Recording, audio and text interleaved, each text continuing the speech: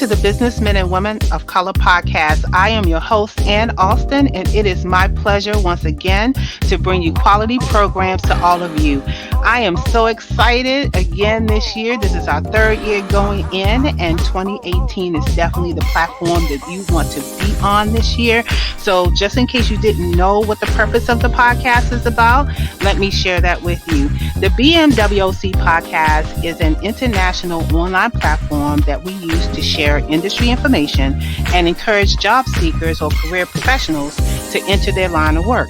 So please take a moment to listen to all the podcasts and read all the bios that we have up on the website this year. You're going to find that we have some amazing people. There's also a lot of good information to take, so please take an opportunity to reach out and network with people who are in our community. We love to have you reach out and touch base with us because that's what it's all about.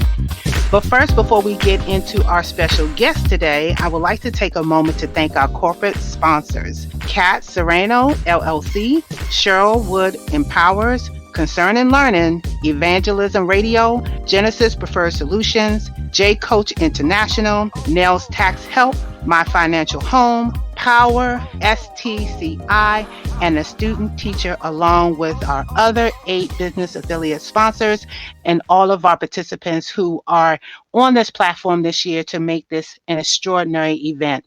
So today on our platform, we have a gentleman here that's going to talk to us about business credit.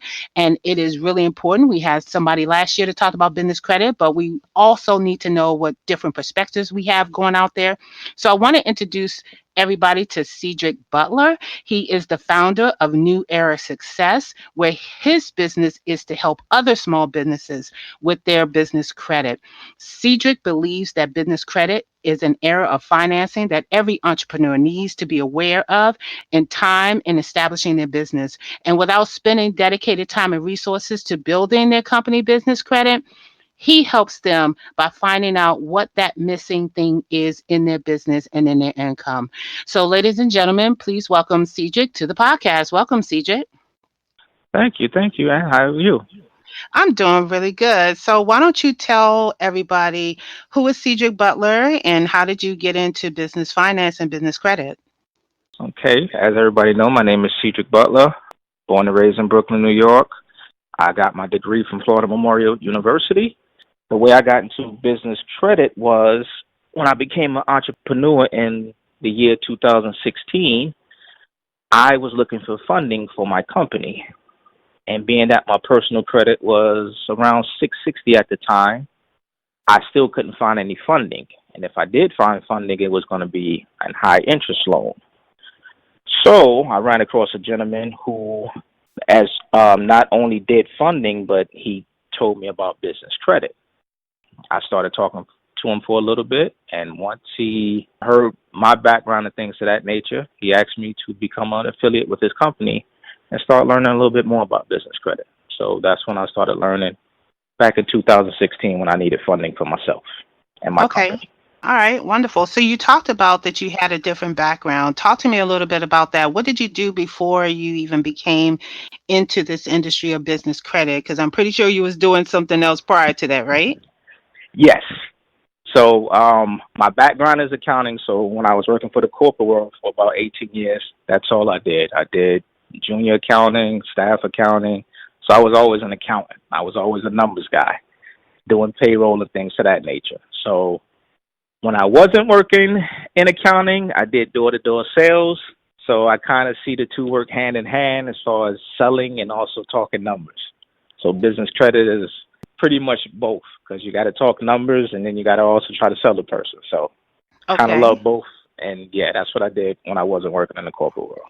Okay, that's kind of interesting that you talked about you did accounting for most of your career and then you just decided to jump into sales. Was that something that you jumped into automatically or you just happened to stumble across or somebody introduced you to that? Pretty much. My mother used to always tell me I had the gift of gab because I learned that from my father. So the gift of gab, okay. So all be right. It that I saw an ad one day and I answered the ad and it was pretty much doing door-to-door sales. And I kind of took a liking to it because I'm a people person, so I can, talk in front of people or talk to somebody from, different cultures and things of that nature. So it kind of came, it was second nature pretty much. Okay. Were there anybody in your past that maybe encouraged you to pursue accounting or pursue sales, which eventually led you up to doing the business credit in the future? Did you have any kind of mentors in the past that helped you with that? I was always from small, I always liked numbers. Didn't really learn about accounting till I got to high school because before that I wanted to be a lawyer. So like in junior high school, I always thought about being a lawyer. And then my teacher in high school, Mr. Kushner, he's like, "Hey, you should take an accounting class or, take some business classes because you're pretty good at math and things of that nature." So I kind of, took an interest and actually I was in a co-op program where you work 1 week and you went to school 1 week and you got paid. So that was pretty cool. And I took different business classes at that time, and one was accounting. And once I took my first class with him, I was like, okay, this is going to be my career. I'm going to be an Okay. accountant. Yeah. So You're going to that be an was that's accountant. yes. Okay. All right. Well, So let's talk about your business, New Era Success. So, you mentioned earlier that you just kind of stumbled on talking about finance in your own experience. So, talk a little bit about how you managed to do that and why did you decide to turn this into a business? well, as a small entrepreneur, when I jumped out there, and I jumped out there by leaving my job. I didn't, I just left the corporate world after being with my last company for 7.5 years. Me wanting to be my own business owner was a dream back in like early 2000.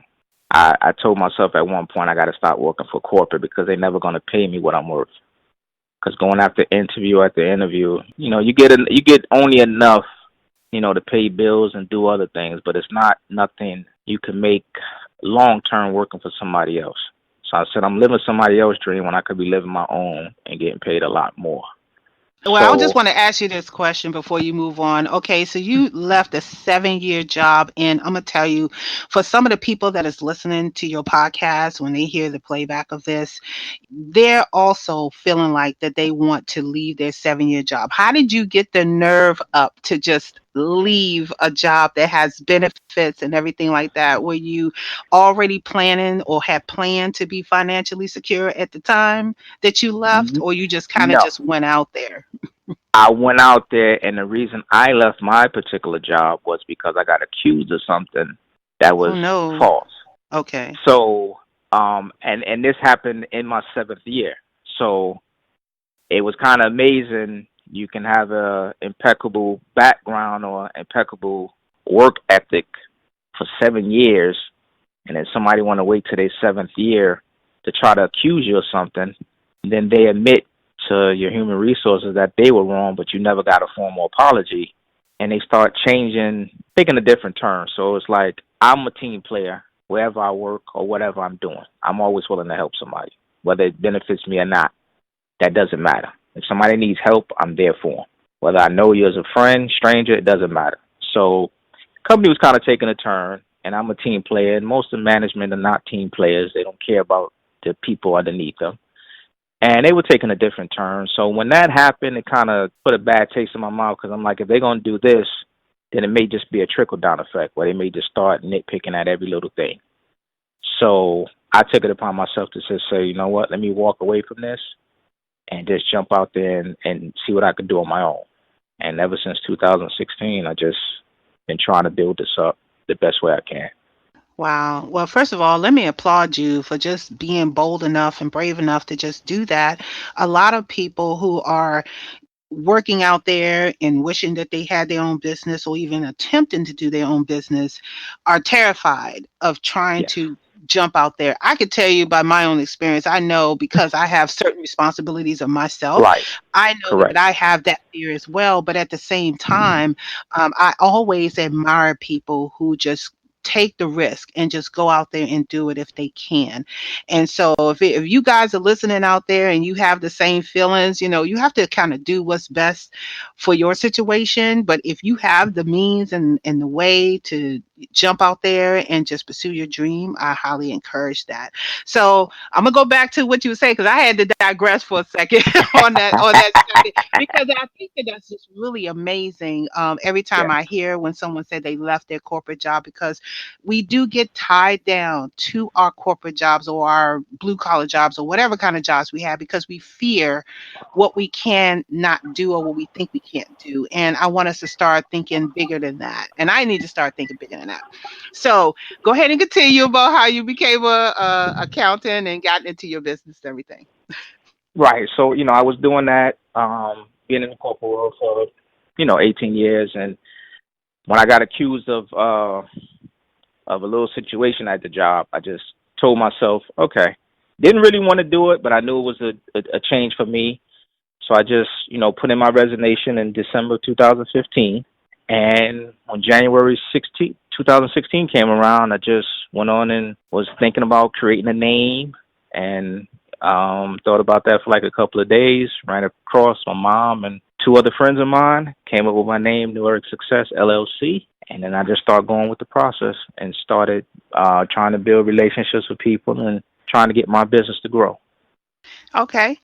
Now is a moment for you to kind of just tell everybody exactly what you do, how you do it, and why is it important for businesses to worry about their business credit or even seek funding, and maybe kind of give some tips on best practices or what they should or shouldn't do in the process. Definitely. So, New Eric Success LLC, we help business owners build up to a minimum of $50,000 in business credit without making you a personal guarantor. So, we show business owners how to build credit, keeping a personal credit separate from their business credit. Most people who fund their businesses use their personal credit. Now, I tell business owners there's a good and a bad to that. The good is that you're building your business. You have good personal credit to fund your business to get it started. But if business goes down, then you have an issue because now you have to pay this debt back because it's your PG, your personal guarantor towards it. So not only keeping up with your personal expenses, now you have to pay this business expense back. So we show people how to build a strong business credit profile for their business. So now that you can show creditors in the future building business credit that your business has a strong foundation and it can stand alone. So some of the keys is most people know to register their company with the state. They get that approved, then they move on and get their EIN number. A lot of people don't know they have to get their DUNS number from a company called Dun & Bradstreet. A DUNS number is a free number, it's a 9-digit number. And when you start building business credit, that's who you want most of your creditors to report to. I always tell people Dun & Bradstreet is like the ADP in the payroll industry. They're Dun & Bradstreet is the bullies on the credit bureau side. Okay. So, yeah, that's the term I use with Dun & Bradstreet. So Okay. most of your creditors, you want them to report to Dun & Bradstreet Mhm. because unlike personal credit, business credit, your profile, once it's built, is viewed to the public. So creditors can pull your information, and if you have a strong enough profile, they will reach out to you and extend credit to you. So Okay. when you build up business credit, it's all about just making your payments on time to make your paydex score go higher. Once you get enough trades, a paydex score will be created. So as long as your spending habits is high or you're spending and you're paying your bills back, that paydex score will go up. And a lot of creditors, once they see that, they want to extend more credit to you. Okay, so let me ask you a question about the Dun and Bradstreet. I know that for many businesses, and I actually talked about this too in my Facebook webinar in the private Facebook group. But one of the things that we don't really talk about too much is how somebody or a business owner would get a hold of their business credit report so they can see what's on there or see how the credit is reported. Can you talk a little bit about that? So what you can do, there's companies, well, Dun & Bradstreet is a company I feel charges a little bit too much for to see the credit report. There's a company called NAV.com. They also have a business credit report that you can pay for on a quarterly basis or a monthly basis. which is a lot cheaper than Dun and Bradstreet. But what I tell people is, in your back office on your dashboard, on your Dun and Bradstreet profile, you can see certain inquiries. You may not see them all the time, or they may not be updated on a regular basis.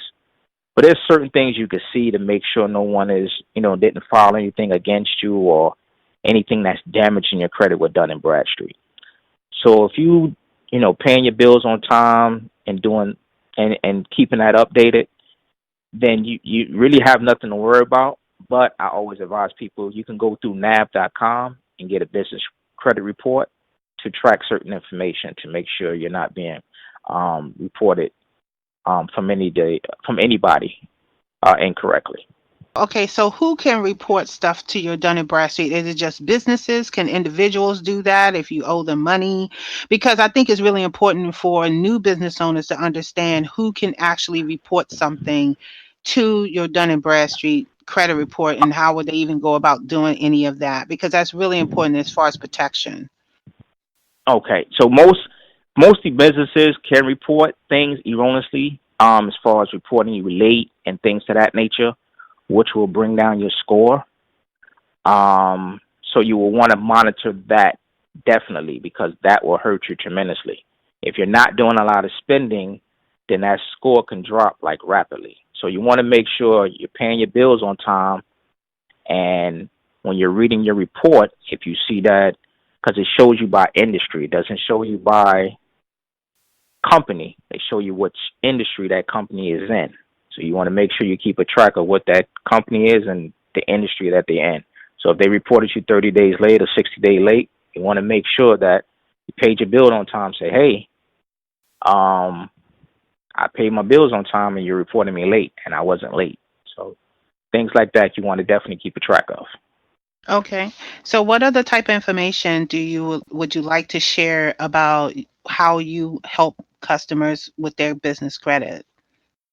So other things that another issue that I see with two issues that I like to share with people is email address. A lot of people think Gmail and Yahoo are business email addresses, and it's not. That can get you denied for credit for your business. You have to invest in your company, so you want to show your company being as creditable as possible. Apple, Coca-Cola, Microsoft, when they send you information, they send it through their business email address. They don't send nothing through Gmail or Yahoo or things of that nature. Another thing I see most business owners do is they don't invest in either getting a toll-free number or have a landline for their business. If you have a mobile number, that can get you shot down as well. So there's ways around that. You can get a toll-free number through different companies such as Grasshopper, eVoice, Ring Central. Yeah, Ring Central is Um, pretty good. yes, I use eVoice because Hmm. I have they have a nice plan. It's $12.99 for 300 minutes, which is not bad. And you can attach that right to your phone, so you'll never miss a call. If you have an office space, you can attach your app to your computer and you can attach it to your line out if you have a desk phone. So it's ways to go about that. You just want to make sure your business look creditable, because creditors can look up to see your mobile number. They can see if it's a mobile number. They can see if it's a landline number. And you can get denied credit for Hmm. not having those type of things for your business. I want to add a caveat to that. I think one of the other things too is that a lot of people are using Google Voice as their business number. Yes. Now, there are times when people can use Google Voice when they are Right. networking with people and they don't necessarily want them to have, your personal number, or in the Right. case like I might use a Google number just for internal purposes, however. But what I don't want to do is use a Google Voice number for my business phone, because it clearly tells you Google Voice is trying to find da da da, and it just Exactly. kind of comes off as a blow off sometimes. And I Hmm. don't think a lot of people realize that although it's free, there's Right. still some other ways, like you said, that we can invest into an affordable phone. I know that Hmm. Uber Conference has a product called Dialpad that offers you for like less than $10 a month a toll free number. And you See? can actually have conference calls and things like that. So Right. I really want to encourage people to start looking at your business credit. I know I'm going to be looking because you taught me something different that I didn't know last Yeah. year as far as the business credit, and that is fantastic. And one of the things I'm definitely going to be doing is going out and seeing what's on my business credit. It's almost no different than a couple years ago. I found out that my car insurance was using some other type of credit for my car insurance, and I had no idea about that. So, Right. but See? See? if we don't know these things, if we don't know these Yes. things, Cedric, then we are at a disadvantage a lot of times. Now, one of the last things I kind of want to talk about too, that I really want to get your perspective is now that the person has business credit. Mhm. Let's talk about the best ways of keeping the credit. I know one is paying your bills on time, but just running their business overall, what are some of the things that you've seen that people have done once they got the business credit that they shouldn't have done, or maybe some things that they have done but just didn't do it properly? Can you share some insight on that? Okay. Well, one thing I tell people is don't overextend yourself. So a lot of people do that with their personal credit. They get all these credit cards, then they max them all up. Business credit works the same way. So when you get a certain amount, 50,000 plus, and creditors start extending you offers, you shouldn't have. Don't take every offer. Use the ones that's going to benefit your company. Don't take every offer because you're going to get a lot of offers, but you don't just overextend yourself because you're going to put yourself into more debt. Because most people, when they have credit and they have that credit card that's sitting over there for 25,000 or 50,000, they're going to want to use it for something. And then when they're not able to pay it back, it starts to bring down your business. That's one thing I tell people. Another thing I kind of enlighten people on is um, opening up lines of credit. I tell people you don't always have to get funding. When you get business credit and you keep the weight off your personal credit and you have great personal credit, you should open up a line of credit and use the money that you need at the time. Because funding, when you ask for funding, they're going to extend the whole amount to you. So now whatever project or whatever you're trying to do, you're going to use that money for that project. But if the project doesn't work, you've got to pay all that money back. I just tell people get lines of credit and use the money that you need to pull out and then pay that amount back. So that's two kind of things I tell people when they get to that level of building business credit, because you're going to get a lot of offers. More doors are going to open up for you. You get 10 times more funding to grow your business and get funding. So I just tell people don't overextend yourself, because a lot of people, I know a couple of people that overextended themselves and then say, hey, I need to do this. I need to try to fix this because I overextended. Now my paydex score dropped. And now I have to try to show them how to fix that and give them creative ways to, do what they have to do to get back to that 80 paydex score more. Because you can get back to it just like personal credit. But if you already got it there, don't overextend yourself with all the offers that you're going to get. So going back to what you just said, now what's the number for the business credit? I know that we have the 800 score, but what's the number for the business score? So it's called a paydex, and that number can range from 0 to 100. Okay, 0 Once to you get 100. your first two accounts with Dun& Bradstreet, you will automatically have an 80 score as long as you pay those invoices back within 30 days. Gotcha. Okay. And then the sky's the limit from there. So Okay. All right. Awesome. Okay, so I want to ask you another question, kind of moving on to another section. What do you like about doing business credit? What is some of the things that you enjoy about this particular industry? I know part of it is accounting and you kind of just got into it, but let's talk about why you do what you do and why you enjoy it. I enjoy it because a lot of people don't know about it, and I like educating people. That's one thing I think separates me from other companies is because I go one-on-one with that client and educate them before they even sign up. I give them gems because a lot of people have been in business. I spoke to people who've been in business 5 years, 10 years, and they don't have their DUNS number or they didn't know certain things, when trying to build business credit. And it's just the educational part that, I can build a relationship with that person, because they can teach me things that kept them in business for so long. And then I could show them this little piece that can help grow their business and grow their revenue to a whole nother level. So it's a great relationship builder when I can just sit there and talk to somebody, educate them, and then also learn from that person. So the education piece is like a passion, because we're not educated. It's not taught in schools. It's not taught by our banks, our accountants.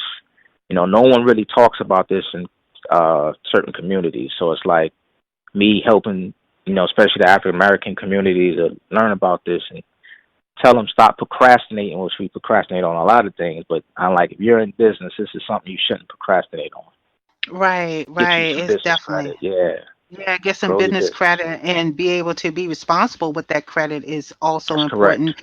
But Yes. again, this is an uphill battle that we continue to fight all the time, is when we're Correct. sharing information for our community to be able to accept this information and really use it and things like Right. that. So yeah, I applaud you on that. You speak in my language. I love sharing information, and this is a great way to connect with other businesses, to show what you know and actually learn what they know, so that both Correct. businesses can build upon each other, and that's really the way to Yes. go.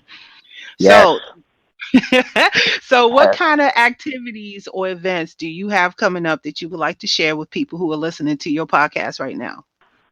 Well, I'm working on doing a couple of live Facebook webinars. I'm partnering up with somebody that's in the group, Leroy. Me and him are going to work on some things. Great podcast himself, Hmm. that kind of we can coexist and talk about the same thing, because he has a passion Yep. on helping people build their business development, Hmm. business strategies. So me and him spoke, and we're working on some things currently to have a couple of podcasts, webinars Hmm. as well. So definitely looking to get out there and get a broadcast, and get an audience, and help as many people as we can. Okay, Definitely. fantastic. Okay. Hmm. Well, first of all, I would like to thank you for coming on the podcast today and just sharing all your business information. I really, really appreciate it, because I want to also invite you again. I think we had conversation of doing a live webinar on the BMWC Facebook, because it's really important that we do stuff like this, live webinars and podcasts and any kind of radio interview or in person event where you can share information about how we can better secure our business with business financing, business credit, or maybe just learning how to just use the funding in general, which is also a really good thing to learn as well. So I want to thank you for coming on the podcast and interviewing with me. I am really Oh, excited to have you on here. And before we go, please let everybody know how they can contact you. you can contact me by my email address, which is my first initial C, Butler, Butler, at new, era, ERA, success.net. Or you can reach me by my toll-free number, which is 866-611-2220. That's 866-611-2220.